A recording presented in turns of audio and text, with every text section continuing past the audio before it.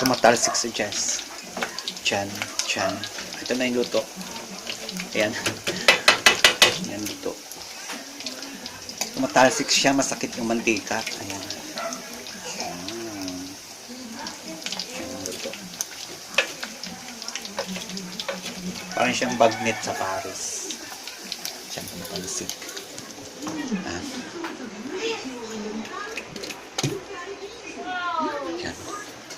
Tapos na siya maghugas. Finish na siya maghugas.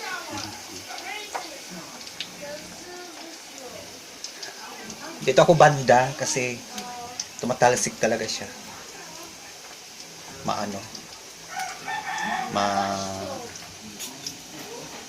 Masakit sa balat. Oo. Tumatalsik siya. Palitan natin ng apoy. Maliit na nga yung apoy niya eh. Tumatalsik pa siya. Kakaloka. Ayan. Ayan na.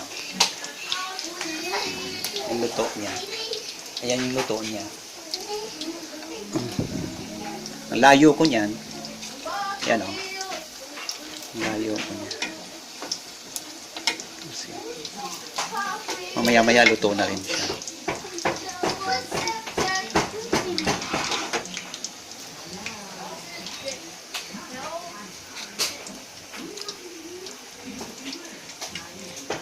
So, lobiit siya, no? Which is puro laman siya. And that's right. Ito na yung finished product niya. Yan, oh. Yan. Yan. Yan na to yung bagnet, yung preneto ko. Yan. Tapos andun pa yung iba. Kumukulo-kulo pa siya.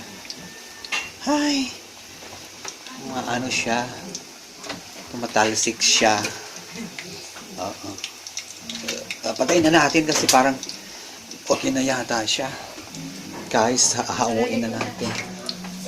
Hamuin natin siya. Ay! Ang init. Lord. Ayan. Hamuin natin siya. Lalagyan natin merong paper para mag-absorb yung mantika niya.